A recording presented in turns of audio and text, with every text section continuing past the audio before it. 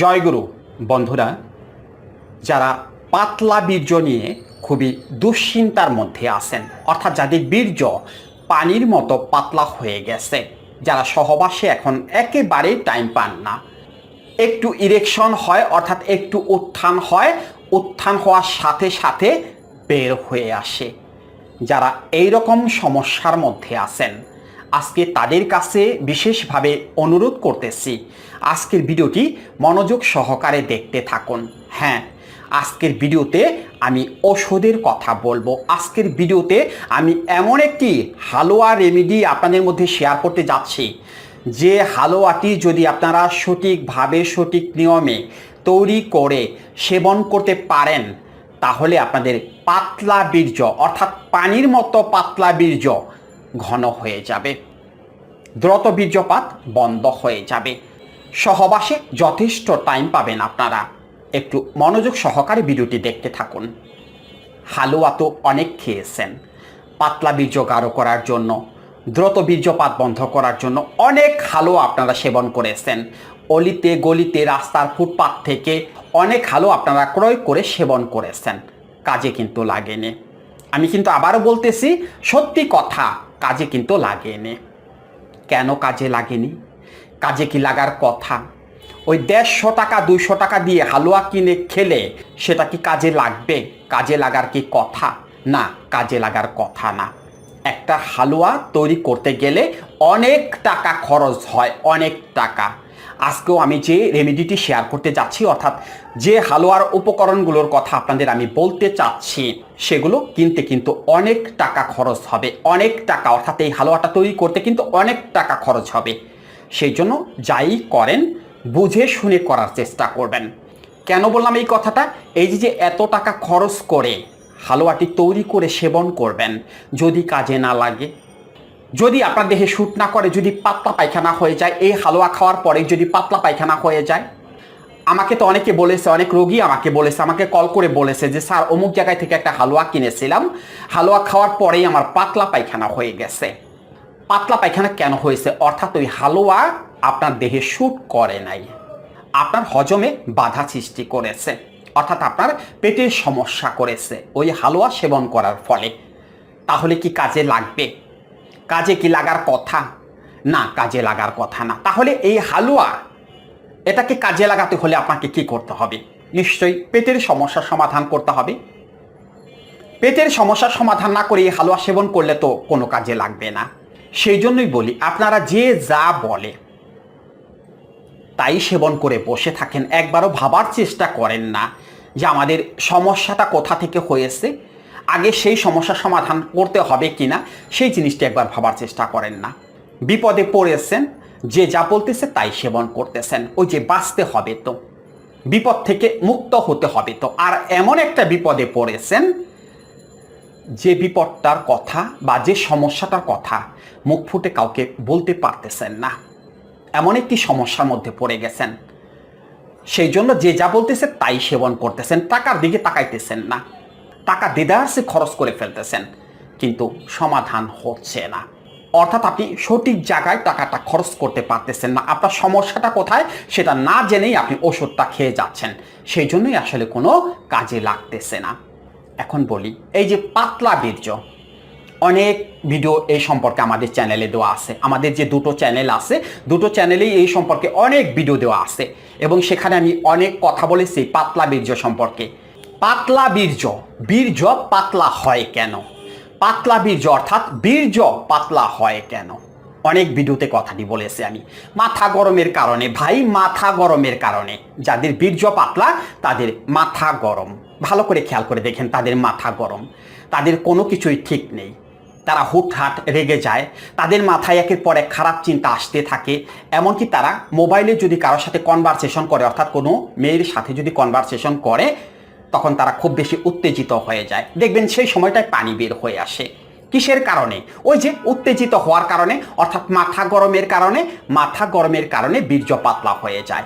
মাথা গরম এটা একটা মানসিক রোগ, এটাকে বলা হয় বাইপোলার মুড ডিজঅর্ডার, অর্থাৎ অতিরিক্ত উত্তেজক চিন্তা বা অতিরিক্ত কামক চিন্তা। এটা একটা ভয়াবহ মানসিক রোগ। তাহলে তো এই সমস্যার সমাধান তো আপনাকে করতে হবে। এই সমস্যার সমাধান না করতে পারলে তো আপনার টক্সিন হরমোন বেড়ে যাবে। টক্সিন হরমোন বেড়ে যাওয়ার কারণে কি হবে? মাথা গরম হয়ে যাবে, রাতে ঘুম হবে না, অর্থাৎ ঘুমের সমস্যা হবে। যখন আপনার ঘুমের সমস্যা হবে তখন গ্যাস্ট্রিক বা অ্যাসিডিটি বেড়ে যাবে। গ্যাস্ট্রিক বা অ্যাসিডিটি কয়েকদিন চলতে থাকার পরেই পেটের বিভিন্ন রকমের সমস্যা তৈরি হয়ে যাবে। হজমের সমস্যা, পেট বুটবাট করা, পায়খানা ক্লিয়ার না হওয়া, নাভির নিচে চিনচিন করে ব্যথা করা, এইরকম সমস্যাগুলো তৈরি হয়ে যাবে। অর্থাৎ আপনি আইবিএস দ্বারা আক্রান্ত হয়ে যাবেন। কোষ্ঠকাঠিন্য, কষা পায়খানা, দ্যাট মিন্স কনস্টিপেশন, এই সমস্যাগুলো দ্বারা আপনি আক্রান্ত হয়ে যাবেন, অর্থাৎ পেটের সমস্যা দ্বারা আপনি আক্রান্ত হয়ে যাবেন। এখন পেটের সমস্যা থাকলে, একটু আগেই কথাটি বলেছি, হালুয়া খেলে কি সেটা কাজে লাগবে? হালুয়া কি আপনি হজম করতে পারবেন? এই যে হালুয়ার মধ্যে ঘি থাকবে, মধু থাকবে, এগুলো খেলে কি আপনার হজম হবে? হবে না। তো যদি হজম হতো, অর্থাৎ যদি আপনার হজম শক্তি ভালো থাকতো, তাহলে বীর্যই তো পাতলা হতো না। তাহলে হজম শক্তি দুর্বল হয়ে গেছে কিসের কারণে? পেটের সমস্যা কেন হয়েছে? ওই যে বললাম মাথা গরমের কারণে, অর্থাৎ আপনার মাথা গরম। আমি 5টি লক্ষণ আপনাদের বলে দিই, যাদের বীর্য পাতলা তারা ভালো করে মিলিয়ে নেবেন যে এই 5টি লক্ষণ আপনাদের মধ্যে আছে কিনা। খিটখিটে মেজাজ, কেউ একটা ভালো কথা বললেও হুটহাট রেগে যান এরা, এদের রাগ বেশি, প্রচণ্ড রকমের রাগী এরা। এদের মাথায় একটা চিন্তা ঢুকলে সেই চিন্তাটার মাথা থেকে বের হয় না। এরা সব কিছুতে সন্দেহ করে, সব কিছুতে, খাবার খাওয়া থেকে শুরু করে সব কিছুতে এরা সন্দেহ করে, অর্থাৎ এরা সন্দেহবাতিক রোগে আক্রান্ত, যেটাকে ওসিডি পেশেন্ট বলা হয়ে থাকে। আর এদের মাথায় একের পর এক চিন্তা আসতেই থাকে এবং এরা প্রচুর পরিমাণে কথা বলে, প্রচুর পরিমাণে, কারণে অকারণে প্রচুর পরিমাণে কথা বলে। এরা অল টাইম কথা বলতেই থাকে। এদের হিতাহিত জ্ঞান কম, অর্থাৎ মানসিক রোগী। রেগে যাচ্ছেন অবশ্যই যে আবার মানসিক রোগের কথা কেন বলতেছে? হ্যাঁ, মানসিক রোগী, মানসিক রোগ অনেক ধরনের হয়ে থাকে। এই যে মানসিক রোগগুলো আছে, এই যে লক্ষণগুলোর কথা বললাম, এই রোগীদের মধ্যে এগুলো থাকবেই। অর্থাৎ যাদের বীর্য পাতলা তাদের এই লক্ষণগুলো থাকবে। রাগ হবেন না, আপনাদেরকে ওই রকম পাগল বলা হয়নি। যারা রাস্তায় ল্যাংটা হয়ে দাঁড়িয়ে ট্রাফিক কন্ট্রোল করে তাদের কথা বলা হয়নি। আপনাদেরকে বলা হয়েছে ভদ্র গোছের পাগল। অর্থাৎ এমন কিছু লক্ষণ আছে যেগুলো আপনি বুঝতে পারতেছেন না যে আপনার এইরকম লক্ষণগুলো আছে বা আপনার এই সমস্যাগুলো আছে। এগুলো কারা বুঝতে পারতেছে? আপনার পাশের লোকজন, আশেপাশে যারা আছে, আপনার ফ্যামিলির লোকজন, তারা বুঝতে পারতেছে যে আপনি অন্যরকম, অর্থাৎ আপনি অন্য 10 জনের চেয়ে একটু আলাদা।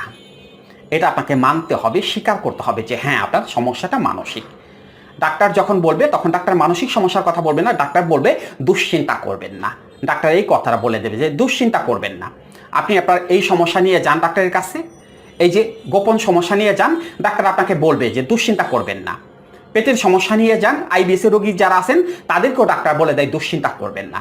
অর্থাৎ ডাক্তার তো আপনাদের সরাসরি বলতে পারে না যে আপনি একজন মানসিক রোগী, এটা ডাক্তার বলতে পারে না। কারণ ওই যে ভিজিট দিয়ে তো ডাক্তার দেখাইতেছেন, সেই জন্য যদি সরাসরি তারা বলে আপনি মনে কষ্ট পাবেন, সেই ডাক্তারের কাছে আর আপনি আর যাবেন না। সেই জন্য তারা সরাসরি বলতে পারে না।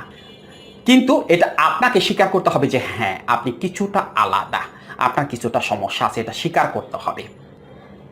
তাহলে সমাধান, অর্থাৎ হালুয়া খেলে কি সমাধান হবে? না, আগে এই মানসিক সমস্যাগুলোর সমাধান করতে হবে, আর সেটা অবশ্যই কাউন্সেলিং বা সাইকোথেরাপির মাধ্যমে। আপনি যদি পেটের সমস্যার সমাধান করতে চান, ওষুধ দিয়ে হবে না, সেটা অবশ্যই কাউন্সেলিং বা সাইকোথেরাপির মাধ্যমে। কাউন্সেলিং বা সাইকোথেরাপি ছাড়া আপনি কখনোই পেটের সমস্যার সমাধান করতে পারবেন না। আগে পেটের সমস্যার সমাধান করুন, তারপরে হালুয়া খান, দেখবেন 100% কাজে লেগে গেছে, তখন আর পাতলা পায়খানা হয়ে যাবে না। এবার আসুন সেই দামি হালুয়াটি তৈরি করতে কি কি উপকরণ লাগবে আপনাদের আমি বলে দিতেছি। প্রথমে যে উপকরণটি লাগবে সেটি হলো অশ্বগন্ধা চূর্ণ বা পাউডার লাগবে 50 গ্রাম। দ্বিতীয় যে উপকরণটি লাগবে সেটি হলো আলকুশি বীজ চূর্ণ বা পাউডার লাগবে 50 গ্রাম। তৃতীয় যে উপকরণটি লাগবে সেটি হলো শতমূলী চূর্ণ বা পাউডার লাগবে 50 গ্রাম। 4 নম্বর যে উপকরণটি লাগবে সেটি হলো শঙ্খমূল চূর্ণ বা পাউডার লাগবে 50 গ্রাম। 5 নম্বর যে উপকরণটি লাগবে সেটি হলো বীর্যমণি ফল চূর্ণ বা পাউডার লাগবে 50 গ্রাম। 6 নম্বর যে উপকরণটি লাগবে সেটি হলো শ্বেত চন্দন চূর্ণ বা পাউডার লাগবে 50 গ্রাম। 7 নম্বর যে উপকরণটি লাগবে সেটি হলো তেঁতুল বীজ চূর্ণ বা পাউডার লাগবে 50 গ্রাম। 8 নম্বর যে উপকরণটি লাগবে সেটি হলো খরমুজ বীজ চূর্ণ বা পাউডার লাগবে 50 গ্রাম। 9 নম্বর যে উপকরণটি লাগবে সেটি হলো লবঙ্গ চূর্ণ 10 গ্রাম। 10 নম্বর যে উপকরণটি লাগবে সেটি হলো গোলমরিচ চূর্ণ 10 গ্রাম। 11 নম্বরে যে উপকরণটি লাগবে সেটি হলো মকরদোষ চূর্ণ বা পাউডার লাগবে 10 গ্রাম। 12 নম্বরে যে উপকরণটি লাগবে সেটি হলো খাঁটি গাওয়া ঘি 250 গ্রাম। এবং সর্বশেষ যে উপকরণটি লাগবে সেটি হলো খাঁটি মধু 750 গ্রাম। এই যে উপকরণগুলোর কথা বললাম, অর্থাৎ ঘি, মধু, এই দুটো জিনিস বাদে বাকি যে উপকরণগুলো আছে সেই উপকরণগুলো যে কোনো একটি প্লাস্টিকের গামলায় বা কাচের গামলায় সুন্দর করে মিক্সড করবেন। গাছের শেকড় বাকড় আগে আপনাকে সুন্দর করে মিশাতে হবে, মিক্সড করতে হবে। তারপরে সেই মিক্সারের মধ্যে আপনি 250 গ্রাম অর্থাৎ 250 গ্রাম খাঁটি গাওয়া ঘি এবং মধু আস্তে আস্তে ঢালতে থাকবেন। একবারে ঢাললে কিন্তু দলা ধরে যাবে, সেই জন্য আস্তে আস্তে ঢালবেন আর নাড়াচাড়া করতে থাকবেন। এভাবে আস্তে আস্তে সুন্দর করে একটি হালুয়া তৈরি করবেন। তারপরে এই হালুয়াটি যে কোনো একটি কাচের কৌটায় বা একটি প্লাস্টিকের কৌটায় সুন্দর করে ভরে রাখবেন। কেননা এই হালুয়াটি কিন্তু আপনাদের কমপক্ষে 1 মাস সেবন করতে হবে। অর্থাৎ এই যে উপকরণগুলো দিয়ে হালুয়াটি তৈরি করলেন এটা কিন্তু 1 মাসের জন্য, 1 মাসের রেমেডি। সেই জন্য আপনাকে সুন্দর করে ভরে রাখতে হবে। কখন কিভাবে সেবন করবেন? রাত্রিবেলাতে ঘুমোতে যাওয়ার আধা ঘন্টা বা 40 মিনিট আগে, অর্থাৎ রাত্রিবেলাতে খাবার খাওয়ার কমপক্ষে 1 ঘন্টা পরে এই যে হালুয়াটি তৈরি করছেন এখান থেকে 1 টেবিল চামচ পরিমাণ হালুয়া রাত্রিবেলাতে সেবন করবেন। 10 থেকে 15 মিনিটের মধ্যে শরীর দিয়ে ঘাম ঝরে যাবে। পাওয়ার কি তখন বুঝতে পারবেন।